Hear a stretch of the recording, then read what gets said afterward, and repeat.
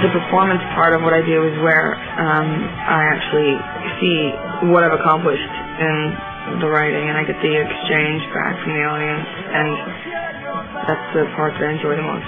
In that I get to see the people that actually buy the record and listen to the record and like the record or my music and let it move them somehow. So that's sort of the gratifying part for me.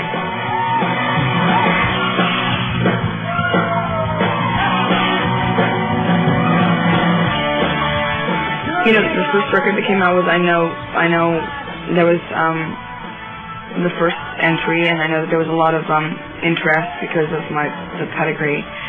There was a lot of novelty involved, and I think I broke through a lot of that actually, because I had to deal with that the first round, and I kind of got rid of anybody that thought, you know, they were going to see something other than what I am.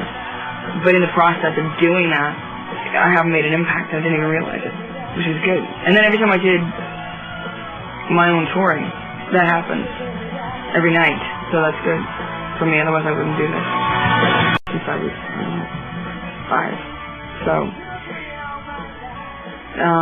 never associated with songwriting, just would write my feelings down all the time. Usually dark, usually in moments of like not happy. Then started writing and putting it to music when I was about 21 or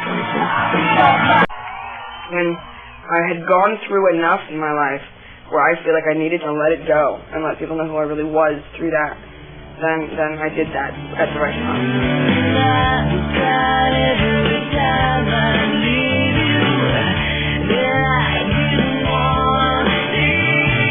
The public perception of what I am, I think, is a oh God, let me think of a good one for this one. It's some sort of tabloid drama going there. It's not like I've needed attention my whole bloody life. I mean, they were frustrated. They always wanted to, if they know me better from this record, then that's actually what my whole point was in writing it. You know who I am. You know how crazy I am. You read my lyrics and how up I am, or whatever, you know, or how deranged I can get, or how dark it is, or how whatever I feel about whatever is right there, and the melody's there. The melody's me. The words are me. I wrote it all. It's all there.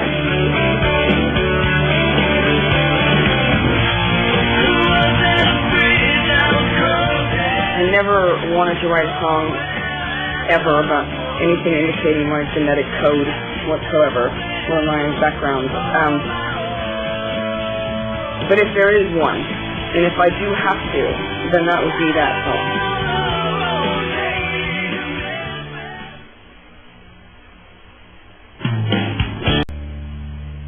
I don't think you have to have a miserable life to write a miserable song. I don't. I think it's just a form of communication and the capturing and the capsuling of something. I think it's something you can absolutely create. It's the beauty of an artist. They can create anything they want, and they can stop when they need to stop. That's the most important thing. I'm very capable of writing a song that's of a dark nature and then dropping it, never thinking about it again, and going on with my life and not being miserable. I mean, when I'm writing those songs, I'm in it. You know, I'm definitely in it, and the music's there, and it's bringing it out in me, and it's definitely captured as that. But I don't stay there, is what I'm trying to say. Like, I'm done. When I'm done with the song, I'm done. And when I re-sing it, I don't always go there.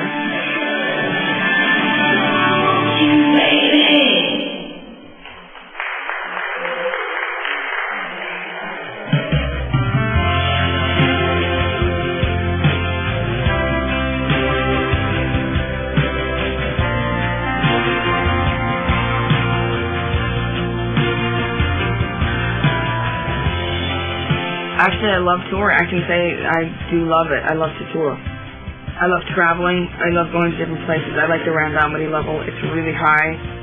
I love to move to different places and wake up in different places every single day. You know, it wears on you. You got to really pace yourself. You know, you can't go crazy and, you know, not sleep and be nuts. You can't. You know, you got to try to keep it together. And it's a challenge to also look together, you know, half the time, because you sleeping on it, you know, it gets pretty close quarters. It's like, I don't know, 12, 15 of us on one bus. You can't even change without, you know, sneaking by one another and trying to look halfway decent, you know, take a shower, you know, try to look halfway decent for the show and not look run down. But it's fun. The bottom line is that, you know, we're a traveling group, and they've been with me for 2.5 years, and we have the same goal, and we work together, and we pull it off together. If we do a good show, it's all of us, not just me. I like to have them be part of everything because they get more into it too, and we all pull the show off, and so it's important to me that it's like a family.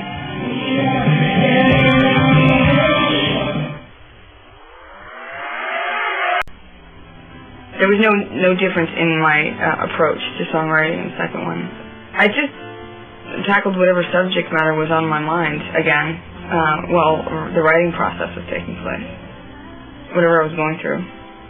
I don't really write for radio, so I was a bit nervous about putting the record out because I thought I don't want it perceived as a flop because it wasn't, played 150,000 times on some radio station or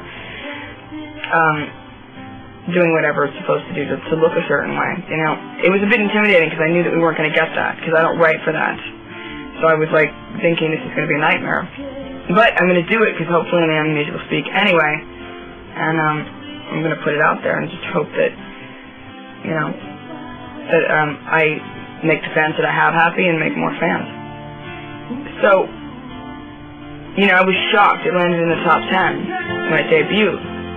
Everything that I was supposed to have now. Just the fans, for me that's why I do what I do. They come to my shows and they're like, the true hardcore fans that I've got, and I appreciate them, and so I make sure that I meet them, and I get to talk to them, and I definitely read their letters, and I'm definitely involved. I don't do it for any other reason. Those are the people that have been unjaded enough and open enough to let my music just be my music and affect their lives in whatever way it has. So I appreciate them for that. And if they're not sitting there going, well, go back to your day job, or, you're not your dad, or you're not this, or you're not that, or whatever they're going to say. Oh, I'm right. Hi. Your pants. All right. Jesus, Lord have mercy. Here we go. I think that I was kind of overcome at one point when I was probably under pretty good attack. By the tabloids. The scales can tip, sometimes, and when they're really on a rampage, and it can get a bit overwhelming, and I think I just became overwhelmed by the amount of support I get and love from other people, and what I have as a support system I felt really appreciative of, so thanks came out of that. Next song I wrote for a lot of people, but I definitely had you in my head.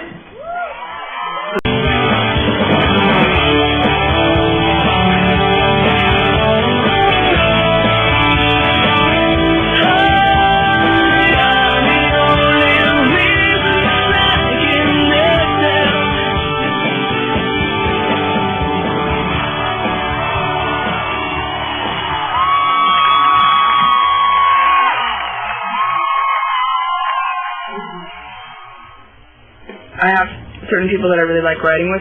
I'm pretty impatient when I go in the studio. I like to go in, set the whole day, and come out with a demo, a complete demo, and know exactly where it's headed, and pretty much the whole song, without production.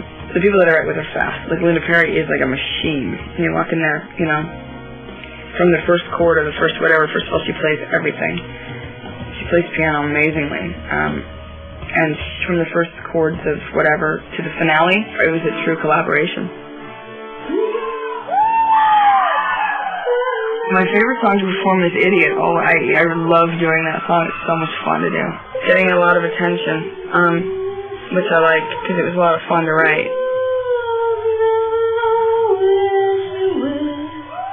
I really still hate this person so much that I really every day, it never changes for me. It's really shocking that it never goes away. I always feel exactly what I'm saying in that song. And I can't stand the person, and they can't stand what I went through for a lot of time, whatever with that person. So I just had, I still get a kick out of it when I sing, and I still mean every word I'm singing. And it's really mean. But at the same time, it's kind of a tongue-in-cheek thing. You can't take it too seriously. I almost put that in the jacket cover, like, all right, people, it's not like, I'm not angry mean girl all the time. I just definitely, intended to impinge and do a good screw you song.